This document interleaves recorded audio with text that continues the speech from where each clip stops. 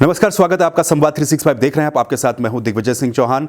उत्तराखंड समेत 5 राज्यों में चुनाव की घोषणा चुनाव आयोग ने कर दी है और उत्तराखंड में जो चुनाव की डेट होगी 14 फरवरी को होगी। 10 मार्च को यह क्लियर हो जाएगा कि प्रदेश में किसकी सरकार बनेगी। क्या सरकार चेंज होने वाला मिथक टूट पाएगा या फिर कांग्रेस वापसी करेगी। इन तमाम बातों पर चर्चा करेंगे, विधानसभा चुनाव से जुड़ी हुई बातों पर चर्चा करेंगे। चर्चा करने के लिए हमारे साथ आज हैं उत्तराखंड के पूर्व मुख्यमंत्री त्रिवेंद्र सिंह रावत जी। त्रिवेंद्र सिंह रावत जी, स्वागत है आपका संवाद 365 में। सबसे पहला सवाल इसी बात को लेकर, क्योंकि निर्वाचन आयोग ने घोषणा कर दी है उत्तराखंड समेत 5 राज्यों में इलेक्शन हो रहे हैं, लेकिन इसी बीच जो एक चिंता कोरोना को लेकर भी सामने आ रही है, तो आप क्या मानते हैं, क्या सोचते हैं कि क्या जो वक्त है वो सही है या फिर चुनाव को थोड़ा टाला जा सकता था? नहीं, देखिए, जो चुनाव है ये हमारी एक संवैधानिक व्यवस्था है कि 5 साल में एक बार चुनाव होते हैं। लेकिन हाँ, अगर किसी तरह की कोई महामारी है, कोई आपदा है, उसके कारण आयोग को अधिकार है कि वो उसको कुछ समय के लिए राष्ट्रपति शासन लगा लिया जाए। दूसरी बात यह है कि आज आईटी का युग है और प्रचार प्रसार के तमाम ऐसे तरीके हैं कि आप एक स्थान पर बैठ करके और पूरी दुनिया में कहीं भी लाइव आ सकते हैं, आप बातचीत कर सकते हैं, प्रचार प्रसार कर सकते हैं। क्योंकि कोरोना जो महामारी है वो उसको काफ़ी समय हो गया है, लोगों को काफ़ी अनुभव भी हो गया है कि किस तरह की सतर्कता बरतने की ज़रूरत है, किस तरह की से हम कोरोना को फेस कर सकते हैं। ये तमाम चीज़ें आज सामने आई हैं और जो भय का वातावरण था वो भी काफ़ी कम हुआ है अगर हम देखें तो। ऐसी परिस्थितियों में जब संवैधानिक व्यवस्था है कि 5 साल एक सरकार का कार्यकाल होता है, तो मुझे लगता है कि चुनाव आयोग ने जो निर्णय लिया है वो बहुत सोच समझ कर लिया है जी। अब परिस्थितियां आगे कैसे होती हैं उस पर निर्भर करेगा, लेकिन ये संवैधानिक मजबूरी को हमको समझना होगा जी। बिल्कुल, संवैधानिक मजबूरी की आपने बात की। सरकार का जो टर्म था वो पूरा होगा तो उसके बाद नई सरकार बनेगी। चुनाव आयोग ने घोषणा तो कर दी है, लेकिन फिलहाल ये कहा गया कि 15 तारीख तक जो है रैलियां नहीं होंगी, बड़ी जनसभाएं नहीं होंगी, किसी भी तरह की यात्रा नहीं होंगी। आपका भी क्योंकि एक बहुत लंबा चौड़ा राजनीतिक करियर रहा है, क्या ये कहीं ना कहीं नया एक्सपीरियंस भी होने वाला है नेताओं से लेकर और आम जनता के लिए जो वर्चुअली प्रचार प्रसार की बात कही जा रही है? नहीं, बहुत अच्छी बात है। और अभी तो परिस्थिति जन्य कारणों से इस तरह के निर्णय लिए जा रहे हैं, लेकिन फ्यूचर में ये ऐसी अगर व्यवस्था होती है कि हम वर्चुअली संवाद करें, हम तकनीकी का इस्तेमाल करते हुए लोगों से संवाद करें, जो बहुत ज़्यादा रैलियां होती हैं, बड़ी बड़ी सभाएं होती हैं, बहुत ज़्यादा खर्चीली होती हैं, तो ये अगर जितना सीमित हो सके इनको सीमित किया जाना चाहिए। फ्यूचर में इसकी सीमित किया जाना चाहिए। आज मैंने कहा कि ये परिस्थिति जन्य है, लेकिन फ्यूचर में अगर इस पर होता है तो बहुत अच्छा है। लोगों के पास समय का भी अभाव हो रहा है, लोगों के तमाम तरीके काम करने के तौर तरीके बदल रहे हैं, तो उससे जनता का समय भी बचेगा और जो बेफालतू जो खर्चा होता है वो भी नियंत्रित होगा। तो मैं समझता हूँ कि तकनीक का इस्तेमाल अगर होता है, ऑनलाइन अगर वोटिंग होती है तो बहुत अच्छी बात है जी। ऑनलाइन को लेकर के आपने बात कही कि एक तो समय बचेगा, खर्च बचेगा। उत्तराखंड की अगर हम बात करें तो काफ़ी सारे लोगों की शंकाएं ये भी है, क्योंकि जब इलेक्शन डिक्लेयर हुए तो फिर हम जनता के साथ जब हम संवाद कर रहे थे तो काफ़ी सारे लोगों ने सवाल ये किया था, उत्तराखंड जैसे स्टेट में जहाँ की जो भौगोलिक परिस्थितियाँ काफ़ी विषम हैं, कनेक्टिविटी की सुविधाएं जगह जगह पर हैं नहीं, बीच में कोरोना का लॉकडाउन जब लगा था तो ऑनलाइन एजुकेशन के मामले में भी चमोली समेत तमाम दूर दराज के इलाके हैं, हमने उनकी खबर दिखाई थी किस तरह से वो दूर दूर पहाड़ों पर जाते हैं नेटवर्क की तलाश में। यहाँ पर क्या थोड़ा एक चैलेंज रहेगा पॉलिटिकल पार्टीज के लिए? निश्चित रूप से चैलेंज है। यहाँ के अभी जो हमारी नेटवर्किंग है इतनी अच्छी नहीं है, इसलिए मैंने कहा कि फ्यूचर में इस पर विचार किया जा सकता है और फ्यूचर में इस ओर आते हैं तो कोई प्रॉब्लम नहीं है। लेकिन आज की जैसी परिस्थितियाँ हैं, ऐसी परिस्थितियों में जहाँ जहाँ भी हो सकता है, अगर आयोग ऐसा निर्णय लेता है तो उसका स्वागत करना चाहिए, स्वागत करना चाहिए। और मुझे लगता है कि जो नई जनरेशन हमारे युवा हैं, जो आज काफ़ी कुछ हम ये कह सकेंगे कि वो तकनीकी से संबद्ध होते जा रहे हैं, उससे मजबूत होते जा रहे हैं, तो इसका स्वागत करेंगे जी। बिल्कुल, तो ये वर्चुअली प्रचार प्रसार की बात रही। हमने बात की कि किस तरीके से निर्वाचन आयोग जो गाइडलाइंस जारी की हैं उसमें, अच्छा ये एक बड़ा सवाल ये भी हो जाता है, निर्वाचन आयोग ने तो अपनी जगह कह दिया है कि आप जनसभा नहीं करिए, जो नुक्कड़ सभाएं हैं उनको मत कीजिए, लेकिन क्या राजनीतिक पार्टियों को और जो कैंडिडेट हैं वो इसका पालन कर पाएंगे? क्योंकि वो भी एक बड़ी चुनौती रहेगी। छोटी छोटी सभाएं तो होती रहती हैं आमतौर पर गली मोहल्लों में। देखिए, उसका अनुपालन करना चाहिए, इसलिए करना चाहिए और मुझे उम्मीद भी है कि तमाम जो जिम्मेदार लोग हैं इसका अनुपालन करेंगे भी, और जनता को भी इस बात के लिए तैयार करेंगे, अन्य राजनीतिक दलों को भी सोचने को विवश करेंगे, क्योंकि जीवन से बड़ी चीज़ कोई दूसरी नहीं हो सकती है। सबसे पहले जीवन है, तब हम मतदाता हैं, तब हम नेता हैं, तब हम विधायक हैं, तब हम एमपी हैं, और इसलिए जीवन के साथ तो नहीं। लेकिन इसके और तरीके हो सकते हैं। हम भी जो साउंड सिस्टम है उसका सहारा लेकर के और हम मोहल्लों में जा कर के वहाँ पर 10 मिनट भाषण कर सकते हैं। लोग अपने घरों में बैठकर सुन सकते हैं, जिसकी इच्छा है वो बाहर आकर सुन सकता है, अपने घर की छत पर सुन सकता है। तो जिस तरीके से लॉकडाउन के दौरान अनाउंसमेंट, तो अनाउंसमेंट का हमको ब्रॉडकास्टिंग का एक सहारा लिया जा सकता है। फिर आज जो हमारा मोबाइल है उस पर भी ऐसी सुविधा है कि हम 5-5 हज़ार लोगों को एक साथ संवाद कर सकते हैं, मैन टू मैन हम बात भी उनसे कर सकते हैं। तो मैंने कहा कि हमको तकनीकी का इस्तेमाल करना चाहिए और इस महामारी से बचना भी चाहिए और लोगों को बचाना भी चाहिए। बिल्कुल, कुल मिलाकर के बात का कहने का मतलब ये है कि कोरोना से भी बचिए और वोट भी कीजिए। अच्छा, अब पॉलिटिक्स पर आ जाते हैं, किस तरीके से गतिविधियां रही हैं। कांग्रेस का कहना यह है कि 2017 में जो उनकी स्थिति थी, बीजेपी ने 57 विधायक जीते थे और आपकी सरकार बनी थी, आप मुख्यमंत्री बने थे। उनका कहना यह कि कांग्रेस इस समय मजबूत स्थिति में है और सरकार बनाने की स्थिति में है। नहीं, देखिए, आप किसी भी दल को पूछेंगे जिनका एक मेंबर भी नहीं है तो वो भी कहते हैं मजबूत स्थिति में है। हर दल इस बात की दावेदारी करता है कि वो मजबूत स्थिति में है, लेकिन एक्चुअल मजबूत कौन है वो सब प्रदेश पूरा जानता है कि वास्तव में कौन दल सबसे मजबूत है। इसको उत्तराखंड का आम मतदाता इस चीज़ को समझता है। किसी के दावे से वो मजबूत नहीं हो जाता। मजबूती तो 10 मार्च को पता चलेगी कि कौन कितना मजबूत है। 10 मार्च को पता तो चलेगी, लेकिन जैसा मैंने कहा कि कांग्रेस दावा कर रही है वो मजबूत हैं। उनका कहना ये भी है और कई जगहों से ये बातें निकल करके सामने भी आई हैं कि जो सरकार बीजेपी की रही है उसमें लोग अपने विधायकों, अधिकतम विधानसभाएं ऐसी है जहां पर विधायकों के काम से जनता नाराज है, उनको बदलना चाहती है, जो 2017 में जीते थे। देखिए, अगर किसी विधायक से जनता नाराज है तो पार्टी उसके बारे में विचार करे, नहीं तो जनता निर्णय कर लेगी। जनता को तो कोई बांध नहीं सकता। हम पार्टी को मजबूर कर सकते हैं, पार्टी पर हम दबाव बना सकते हैं, लेकिन जनता पर नहीं दबाव बना सकते। हम वोटर को नहीं दबाव में ले सकते हैं। वोटर स्वतंत्र है, वो देखेगा कि कौन अच्छा है, ये विधायक ने काम किया है या नहीं किया है, विधायक ने अच्छा आचरण किया है कि नहीं किया है, विधायक ने जो एक बड़ी समस्या होती है भ्रष्टाचार की समस्या होती है, विकास की ज़रूरत होती है, उन विकास की ज़रूरतों को कितना वो पूरा कर पाया। और भ्रष्टाचार की जब बात होती है तो भ्रष्टाचार, क्योंकि उससे आम आदमी का नुकसान होता है, अप्रत्यक्ष, जिसको कई लोग समझते नहीं हैं, लेकिन सच बात है कि भ्रष्टाचार से जो पूरा नुकसान होता है वो पब्लिक का नुकसान होता है। तो पब्लिक उसको असेस करेगी और पब्लिक उस पर अपना निर्णय देगी। पब्लिक अपना असेसमेंट जो करेगी, इसी से जुड़ा हुआ मेरा सवाल ये, मैंने कहा कि विधायकों के प्रति नाराजगी है।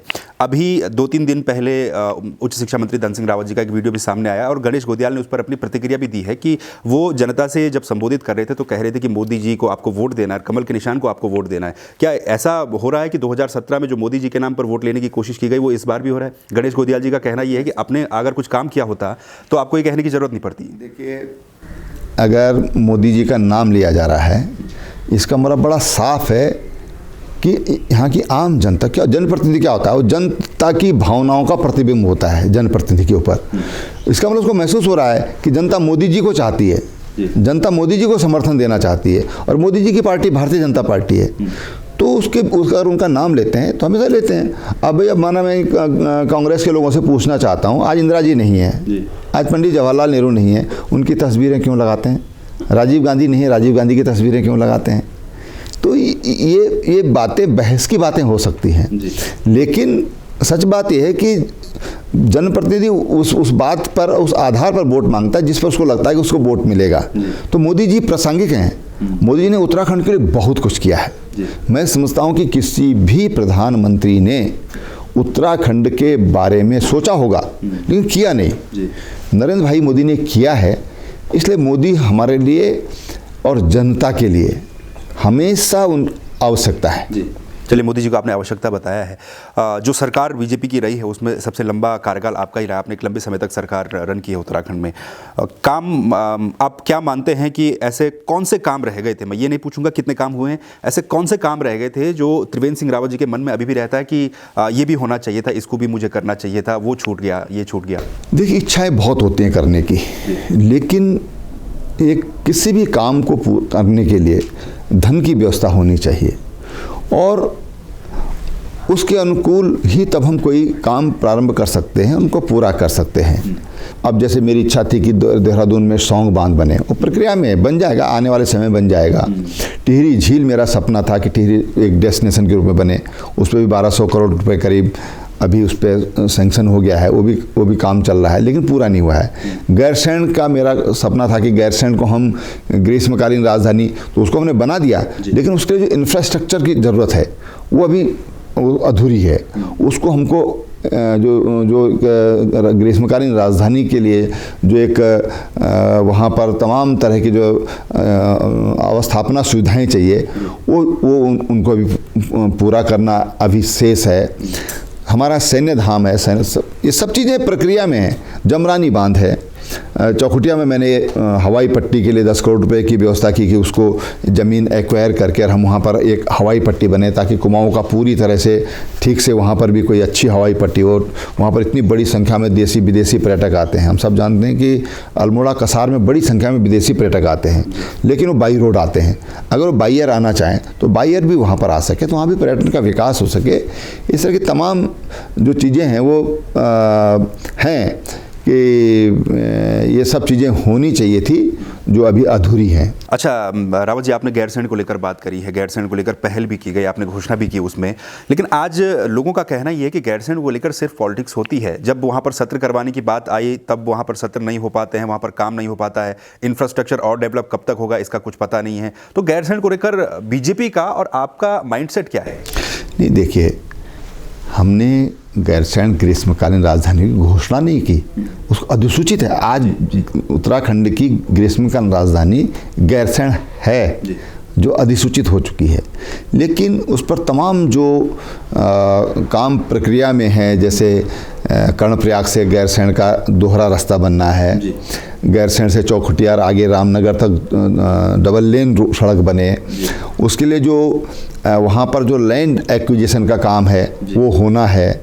वहाँ पर पानी की व्यवस्था के लिए 120 करोड़ रुपए की वहाँ पर एक झील का DPR हमने तैयार किया था, वो भी लगभग फाइनल स्टेज में है।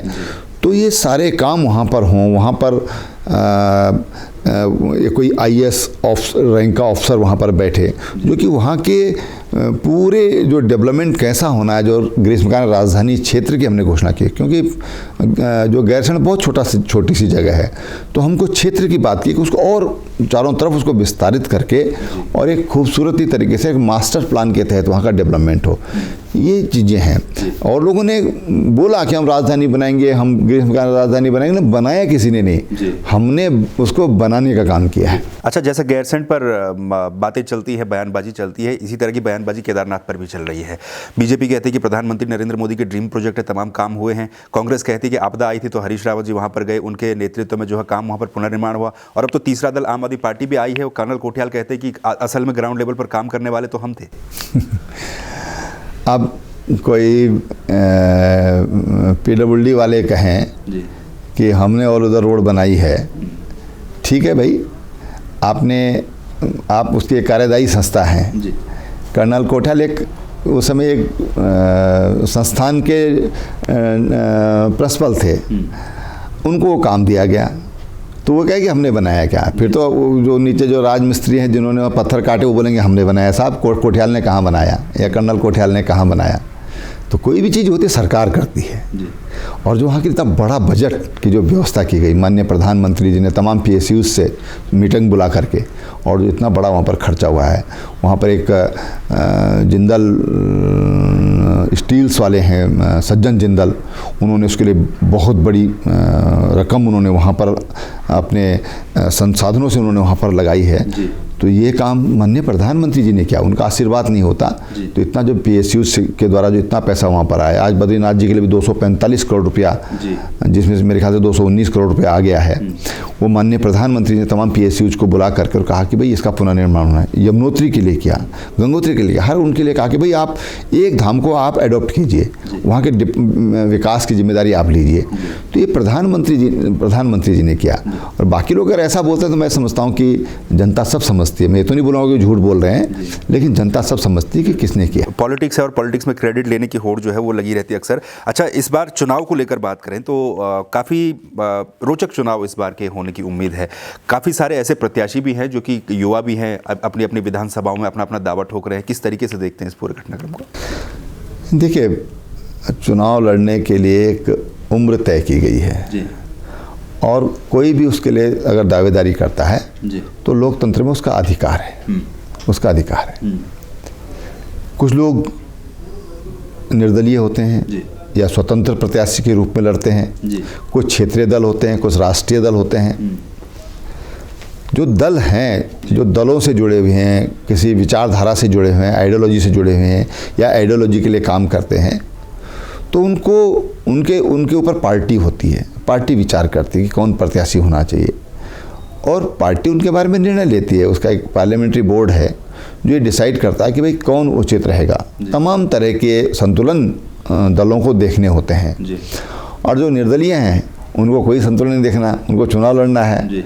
तो वो सब व्यवस्था हमारे संविधान में कि वो चुनाव लड़ें। सिंबल को लेकर काफ़ी कश्मकश रहती है, टिकट को लेकर के हाँ, नजरें रहती हैं। स्वाभाविक बात है। देखिए,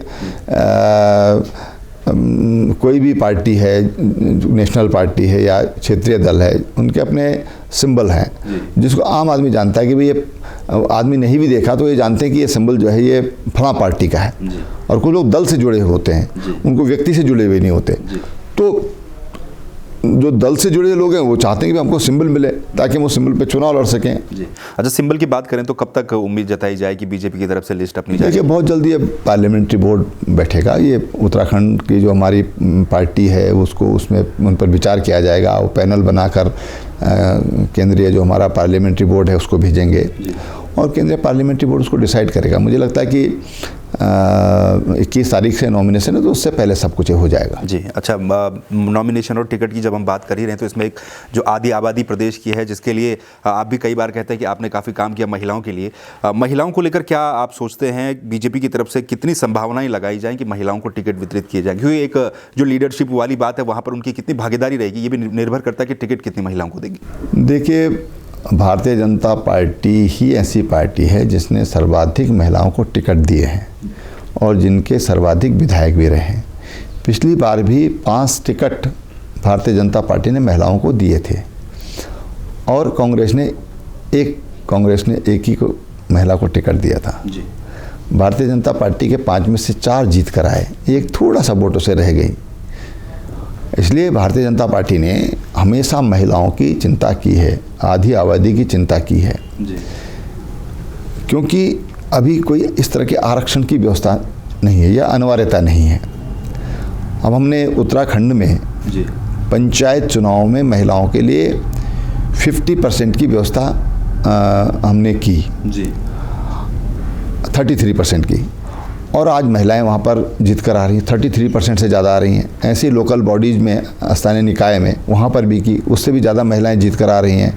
आप ये देखिए कि उत्तराखंड में 13 जिला पंचायतें हैं और 13 में से 11 बीजेपी की हैं और 11 में से 9 महिलाएं हैं। जी। आप समझ सकते हैं कि महिलाओं के प्रति बीजेपी की सोच क्या है। और हमेशा भारतीय जनता पार्टी, आप सेंटर में देखिए, आज 10 मिनिस्टर हैं, आज तक कभी 10 महिला मिनिस्टर नहीं रही हैं।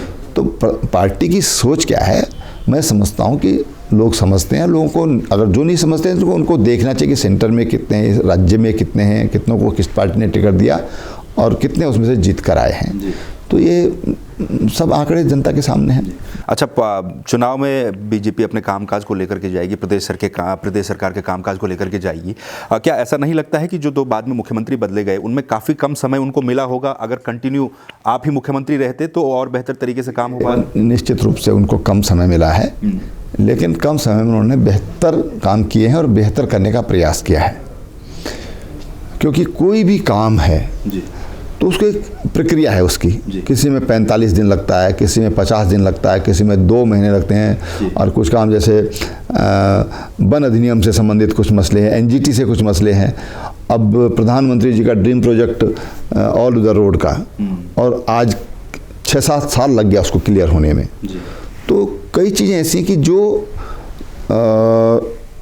सरकारों के हाथों में नहीं है, और कई चीज़ें ऐसी हैं कि जिनकी एक निश्चित प्रक्रिया है, उतना समय उनमें लगता है। कुछ काम ऐसे हैं कि जो तुरंत हो सकते हैं। तो उस दृष्टि अगर हम देखें तो तीरथ जी का तो मैं उनको तो बहुत ही कम समय मिला, लेकिन पुष्कर धामी जी को जितना समय मिला है उन्होंने अच्छा काम किया है। जी अच्छा, राजनाथ सिंह जी अभी उत्तरकाशी में आए थे, तो उनका वो बयान पर भी काफ़ी सारी प्रतिक्रियाएं सामने आई। उन्होंने कहा कि बीजेपी सामूहिक रूप से चुनाव लड़ती है, उसके अलग अलग कयास सभी ने अपनी अपनी तरफ से निकाले हैं। लोगों की ये आशंका भी है कि क्या अब अगर वापस बीजेपी की सरकार बनती है तो मुख्यमंत्री का चेहरा फिर से बदल जाएगा? नहीं, देखिए, ये तो विधानमंडल दल को तय करना है कि मुख्यमंत्री कौन होगा। जी।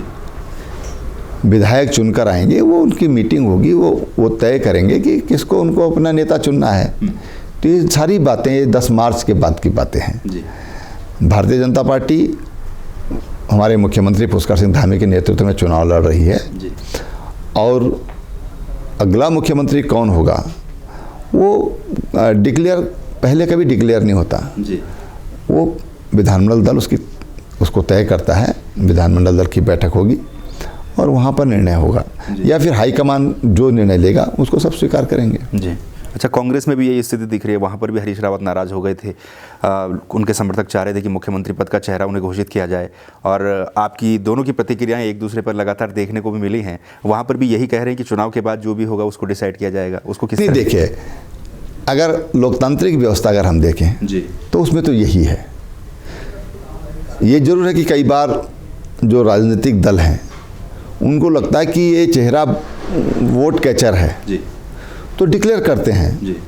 लेकिन उसके बावजूद भी निर्णय तो विधानमंडल दल की बैठक में ही होता है। जी, उसके बाद नेता का चुनाव होता है। अच्छा, आखिरी तरफ मैं आप जाऊंगा, प्रदेश सरकार की बड़ी उपलब्धियां क्या मानते हैं आप इन 5 सालों में?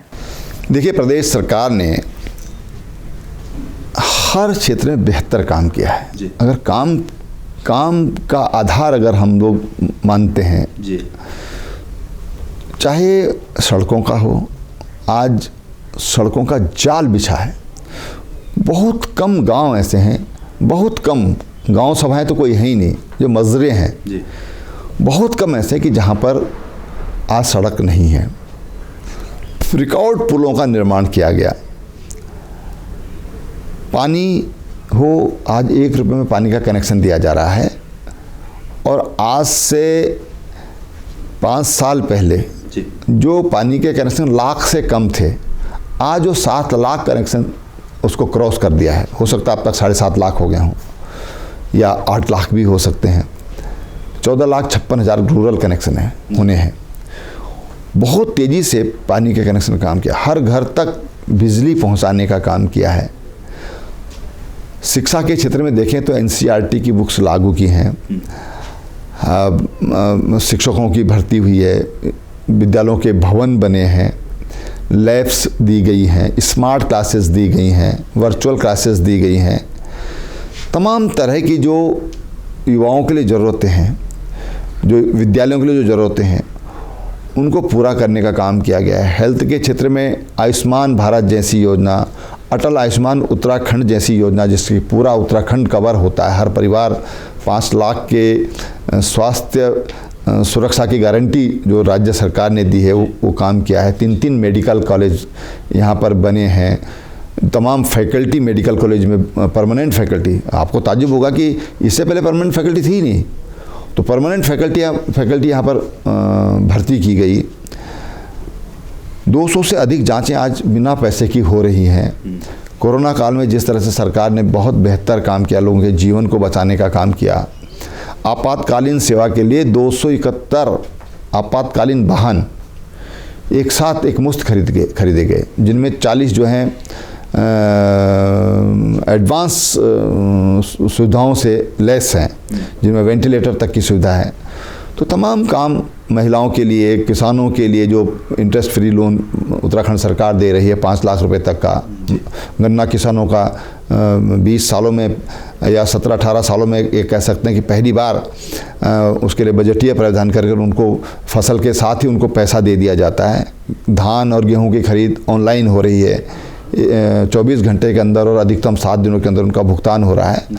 तो तमाम तरह के काम, चाहे महिलाएं हों, युवा हों, किसान हों या इंफ्रास्ट्रक्चर हो, हेल्थ की सुविधाएं हों, शिक्षा के क्षेत्र में हो, सरकार ने अच्छा काम किया है। जी, तो तमाम तरह की उपलब्धियां आपने गिनाई हैं। आखिरी सवाल मैं आपसे ये करूंगा कि युवा वोटर क्योंकि काफ़ी ज़्यादा इस बार वोटिंग करने आएंगे, उनको क्या संदेश देना चाहेंगे आप? मैं युवाओं से कहना चाहूँगा कि आपका वोट सरकार बनाता है। आपका वोट किसी को भी सत्ता में बिठाने का अधिकार रखता है। आप अपने वोट का इस्तेमाल बहुत सोच समझ कर करें, बहुत सोच समझ कर अपने वोट का इस्तेमाल करें।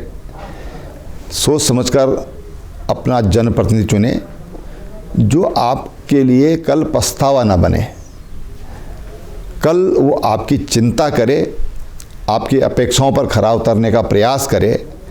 ऐसा प्रतिनिधि आप चुनिए और ऐसी पार्टी को जो चुनिए जिसको देश जिसके लिए पहले हो, जो देश की चिंता करे, ऐसी पार्टी का आप चयन करें।